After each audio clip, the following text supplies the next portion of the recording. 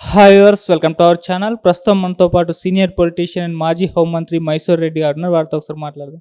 Sir నమస్కారం sir. Sir Pinnelli మనం చూస్తున్నాం, గత కొన్ని రోజుల నుంచి ఆయన పేరైతే వినబడుతుంది. ఎందుకంటే ఈవీఎం ధ్వంసం చేసిన కేసులో ఆయన ఇరుక్కున్నారు.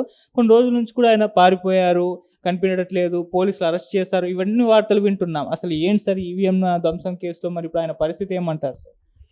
ఇప్పుడు పల్నాడు ఏరియా అంటే దాదాపు రాయలసీమ ప్రాంతంలో ఉన్న సంస్కృతి అక్కడ కూడా ఉంటుంది. ఇవి వాళ్ళకు అనుకూలమైన గ్రామాల్లో మామూలుగా వన్ సైడెడ్ పోలింగ్ జరుగుతుంటుంది.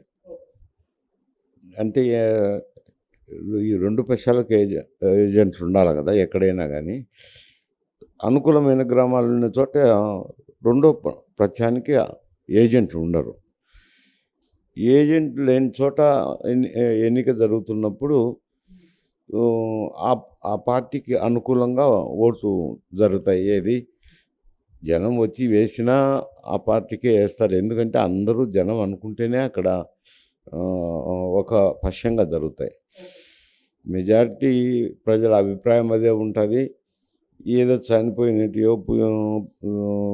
ముసలి వాళ్ళయో అవి ఇవి కూడా వేసుకుంటుంటారు. ఒకతూరి సహజంగా ఈ జరుగుతుంటాయి అక్కడక్కడక్కడ ఏకపక్షంగా ఎక్కడైతే ఎన్నిక జరుగుతుంది, ఏ గ్రామాల్లో అయితే అటువంటిది జరుగుతుంటుంది. జరిగినప్పుడు ప్రతిపక్ష పార్టీ నాయకులు కూడా ఆ గ్రామానికి వెళ్ళరు. ఎందుకంటే వాళ్ళంతా అనుకున్నారు కదా గేటు ఆ గ్రామంలో రాదని ఆ ప్రాంతాన్ని అప్పట్లో పోరు సహజంగా ఎందుకు లేనని. అది మరి అక్కడ ఆ ప్రాంతంలో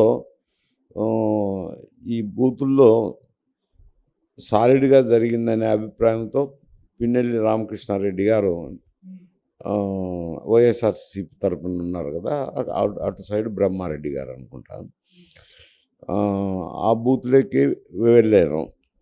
వెళ్ళినప్పుడు పోలీసులు ఎందుకు వారిని నిరోధించలేదని కొందరు ప్రశ్నించేది.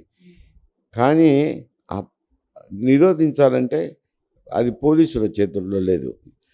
పోలింగ్ బూత్లోకి వెళ్ళేదానికి ఏ అభ్యర్థికైనా అని హక్కు అది ఒక హక్కు ఎన్నికల కమిషన్ కల్పించింది. ఎందుకంటే బూత్లో ఏ విధంగా పోలింగ్ జరుగుతుంది, మంచిగా జరుగుతుందా, ఏమైనా పొరపాట్లు జరుగుతున్నాయా, పోలింగ్ సరళిని పరిశీలించేదానికోసం బూత్లోకి ఏ అభ్యర్థినైనా అనుమతిస్తారు. అనుమతించినాక కొందరు అనేది పోలింగ్ ఆఫీసరు నిలుసొని నమస్కారం చేశారు పిన్నెల్లి రామకృష్ణారెడ్డి గారికి అని ఒక ఆరోపణ. అంటే ప్రిసైడింగ్ ఆఫీసర్ అనేవాడు కూడా ఎన్నికల సిబ్బందికి సంబంధించిన వ్యక్తి అయినా కానీ మామూలు సమయంలో అయితే కనుక ప్రభుత్వ ఉద్యోగి, రాష్ట్ర ప్రభుత్వ ఉద్యోగి అయినప్పుడు ఆయన గత 5 సంవత్సరాలుగా శాసనసభ్యుడిగా ఉండాలి. కాబట్టి ఎవరైనా సహజంగా శాసనసభ్యుడు లోపలికి వచ్చినప్పుడు నమస్కరిస్తారు. ఎంత ఎన్నిక నియమాలున్నా నిబంధనలున్నా అయాచితంగా జరిగే సంఘటనలే, వాటిని గురించి అనుకోవాల్సిన అవసరం లేదు. కానీ ఆయన పోలింగ్ బూత్లోకి వెళ్ళిన తర్వాత పోలింగ్ సరళిని చూసి ఉన్న తర్వాత ఆయనకు ఒకవేళ ఆ బూత్లో రిగ్గింగ్ జరుగుతుందంటే ఆయనే అక్కడ కూర్చోవచ్చు కదా, కూర్చునే దానికి హక్కు ఉంది. అప్పుడు సాలిడ్గా రిగ్గింగ్ జరిగేదానికి లేదు. ఓటర్లు రావాల్సిందే, ఓట్లు వేయాల్సిందే. ఒక నిబద్ధత పాటించాలి. ఎందుకంటే ఆయన ప్రజాప్రతినిధి, 2 లక్షల పైచిలకు ప్రజలకు ప్రతినిధి, ఆంధ్రప్రదేశ్కు సంబంధించి పరిపాలన సాగించే శాసనసభకు ఒక ప్రతినిధి. మామూలుగా ఏమంటే ఇప్పుడు పద్ధతులు మారినాయి. ఏదో ముఖ్యమంత్రి చెప్పడము, ముఖ్యమంత్రి ఆదేశాలనే ప్రతి ఆఫీసరు పాటించడం జరుగుతుంది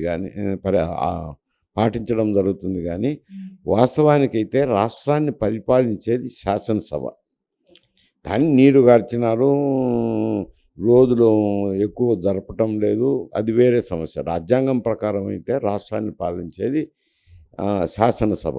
అటువంటి శాసనసభ ప్రతినిధి అయిన వ్యక్తి ఒక నిబద్ధతను వ్యవహరించాల్సింది పోయి ఎన్నికలు సజావుగా జరిగేదానికి ఎన్నికల అధికారులకు సహకరించాల్సినటువంటి వ్యక్తి పోయి ఈవీఎంను పగలగొట్టడం తప్పే. ఈవీఎంను పగలగొట్టిన తర్వాత ఎందుకంటే ఇటువంటి చోట్ల రిగ్గింగ్ జరుగుతుందనే వెబ్‌కాస్టింగ్ పెట్టారు. పెట్టినప్పుడు నీకు అనుమానం ఉందనుకో, అప్పుడు కలెక్టర్ కంప్లెయింట్ చేసి ఈ వెబ్ పరిశీలించండి, ఇక్కడ రిగ్గింగ్ జరిగింది, సాలిడ్‌గా వేసుకున్నారు, ఓటర్లు లోపలికి వెళ్ళనీయలేదు అని కంప్లెయింట్ ఇస్తే రీపోలింగ్ జరుపుతారు కదా ఎన్నికల సిబ్బంది. అటువంటిది పోయి దాన్ని పగలగొట్టడం అంటే తప్పే. అది తప్పు కింద శిక్ష అయితే, నేరం అయితే కట్టాల్సిందే కదా. ఎఫ్ఐఆర్ కట్టాల్సిందే, నేరస్తునిగా చేర్చాల్సిందే. కాకపోతే రాష్ట్రంలో అధికారం ఉన్నది వైఎస్ఆర్సీపీ కాబట్టి, ఆయన వైఎస్ఆర్సీపీ ఎమ్మెల్యే కాబట్టి పోలీస్ యంత్రాంగం కూడా కొంచెం న్యాయంగా వ్యవహరించకుండా గుర్తు తెలియని వ్యక్తి పగలగొట్టిపోయినారు అని అన్నారు. అక్కడ ప్రిసైడింగ్ అధికారి ఉన్నాడు, వచ్చినప్పుడు నమస్కారం చేసినాడు, పగలగొట్టేటప్పుడు చూసినారు, వాళ్ళందరినీ విచారించే ఆయన మీద కేసు కట్టింటే ఇది సమస్యే కాదు, మామూలు సమస్య కిందనే ట్రీట్ చేయాలి. ఇప్పుడు ఏమైందంటే పోలింగ్ అధికారి నమస్కారం చేయడం, పోలీసు లోపలికి అనుమతించడం, అంటే అనుమతించడానికి హక్కు ఉంది. తర్వాత ఈవీఎం పగలగొట్టిన తర్వాత ఆ కేసులో ఆయన్ను ముద్దాయిగా చేర్చిండాలి. చేర్చకపోవడం అది ఒక సమస్యగా అయింది. కాకపోతే నువ్వు అడిగిన ప్రశ్నలో ఒకటి ఉందనుకోండి, ఇది టెక్నాలజీ. ఎవరో ఆపరేటర్లు ఆపరేట్ చేస్తుంటారు. ఇక్కడ కెమెరా వండినా కానీ కంట్రోలింగ్ యూనిట్ ఎక్కడో ఉంటుంది. ఎక్కడో ఉన్నప్పుడు ఆ కంట్రోలింగ్ యూనిట్ మానిటర్ చేసేది టెక్నికల్ సిబ్బంది. టెక్నికల్ సిబ్బందికి కూడా వాళ్ళకు కూడా రాజకీయ పట్ల వాళ్ళకు కూడా ఉంటుంది కదా, ఏదో ఒక వైపు మొగ్గు. తెలుగుదేశమో, వైఎస్ఆర్సీపీనో, కాంగ్రెస్ అనో ఏదో వాళ్ళకు ఉంటుంది, లేకుండా ఉంటుంది. టెక్నీషియన్ అన్నాక నిబద్ధతతో నిక్కచ్చిగా నేను టెక్నీషియన్నే అని ఉండదు. ఒకవేళ తెలుగుదేశం పచ్చిపాత అయినప్పుడు ఈ ఉప్పు అందించిండొచ్చు, ఏముంది, కట్ చేసి పెన్ డ్రైవ్లో పెట్టి ఇచ్చేస్తే పోతుంది కదా. ఎవరికైనా ఇవ్వచ్చు, లోకేష్కైనా ఇచ్చి ఎవరికైనా ఇవ్వచ్చు. ఇచ్చినప్పుడు వాళ్ళ దృష్టికి వచ్చినప్పుడు వాళ్ళు ఇది ప్రజల దృష్టికి తీసుకుపోయినప్పుడు మేల్కొని పిన్నెల్లిని ముద్దాయిగా చేర్చినారు. దాన్ని తప్పులు పట్టడం ఎందుకు? తప్పు చేసిన వ్యక్తిని తప్పులు పట్టాలి కానీ తప్పును చేసిన వ్యక్తిని ఎక్స్పోజ్ చేసినప్పుడు తప్పులు పట్టాల్సిన అవసరం ఏముంది? అది ఒక వింత చర్య, వింత నాటకం తప్పనిచ్చి అంతకు మించి దాంట్లో చూడాల్సిన అవసరం ఏం లేదు. కాకపోతే ఇప్పుడు పరారైనారు, ఈ దినం కాకపోతే రేపు అరెస్ట్ చేస్తారు. ఎక్కడో చోటు పోయి ఉంటారు, హైదరాబాద్లో వచ్చింటారు, లేకుంటే ఇతర రాష్ట్రాల కన్నా పోయి ఉంటారు, ఏదో ఒక చోటు ఉంటారు. ఇప్పుడు మోవటానికి చాలా పోయి కొన్ని రోజులు ఉంటారు, ఎప్పుడో అవుతుందేమో పోలీసులకు లొంగిపోవాల్సిందే, లేకపోతే అరెస్ట్ కావాల్సిందే, అరెస్ట్ అవుతారు. కేసు ప్రకారం ట్రయల్ జరుగుతుంది. సార్, ఈ ఘటనలో మెయిన్గా అంటే వైసీపీ వాళ్ళైనా టీడీపీ వాళ్ళైనా ఈసీనే ఆరోపణలు చేస్తున్నారు ఈసీ పైన. ఇది ఈసీ వైఫల్యమే, జరిగిన ఇన్ని రోజులకు ఎందుకు రియాక్ట్ అయింది ఈసీ అని వైసీపీ వాళ్ళు, జరిగినప్పుడు మీరు ఏం చేశారని టీడీపీ వాళ్ళు, మొత్తం కూడా ఈసీ బాధ్యత వహించాలంటున్నారు. మరి ఈసీ ఎంతవరకు బాధ్యత? కరెక్టే కదా. ఇప్పుడు ఈసీ అంటే ఈసీ ఎక్కడో ఉంటారులేండి, అక్కడ ఉండేది కలెక్టరు, ఎన్నికల అధికారి. ఈసీ తరపున ఎన్నికల అధికారిగా కలెక్టర్ ఉన్నాడు. కలెక్టర్ చర్యలు తీసుకోవాలా, చేసిండేది వైసీపీ ఎమ్మెల్యే.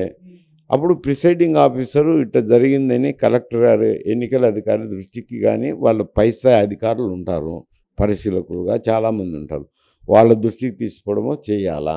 ఈయన వైసీపీ ఎమ్మెల్యే కాబట్టి ఆయన నమస్కారం చేసిన వ్యక్తి, అది వాళ్ళ దృష్టికి ఎట్లా తీసుకోవడం అది ఎన్నికల యంత్రాంగం యొక్క వైఫల్యం కిందకే వస్తుంది.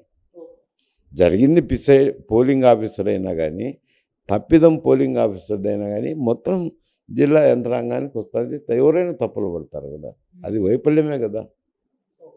సార్, పిన్నెల్లి అయితే పరారులో ఉన్నారు, ఇంకా పోలీసులు అయితే అరెస్ట్ చేయలేదు అని చెప్పేసి మనం చూసాము. అలాగే ఆయన తరపు న్యాయవాదులు ముందస్తు బెయిల్కు వెళ్ళారు హైకోర్టుకు అని చెప్పేసి న్యూస్ వచ్చింది. సో దొరికే ఛాన్స్ ఉందా బెయిల్ అంటారు? అది కోర్టుల వ్యవహారము. కోర్టుల్లో జరిగే ప్రక్రియల గురించి నేను కూడా మాట్లాడడం బాగుండదు. ముందస్తు బెయిల్ అంటారా, అది ప్రతి ఒక్క ఖైదీకి కూడా ఇచ్చినారు కదా. అది హక్కు కదా. న్యాయశాస్త్రం ప్రకారము ఏ వ్యక్తి అయినా కానీ పోలీస్ యంత్రాంగం అభియోగం మోపి తర్వాత ఎఫ్ఐఆర్ కట్టిన తర్వాత ఆయన పోయి హక్కు ఉంది. దానికి కాదనే దానికి లేదు. ఎవరైనా పోవచ్చు, యాంటిసిపేటరీ బెయిల్ తీసుకోవచ్చు. మళ్ళీ విచారణ జరుగుతుంది.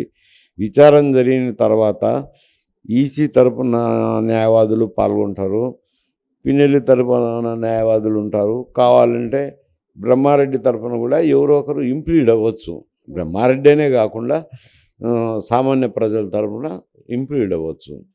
పిడై వాదనలు జరుగుతుంది. జరిగినాక అది న్యాయస్థానం యొక్క అభిప్రాయాన్ని బట్టి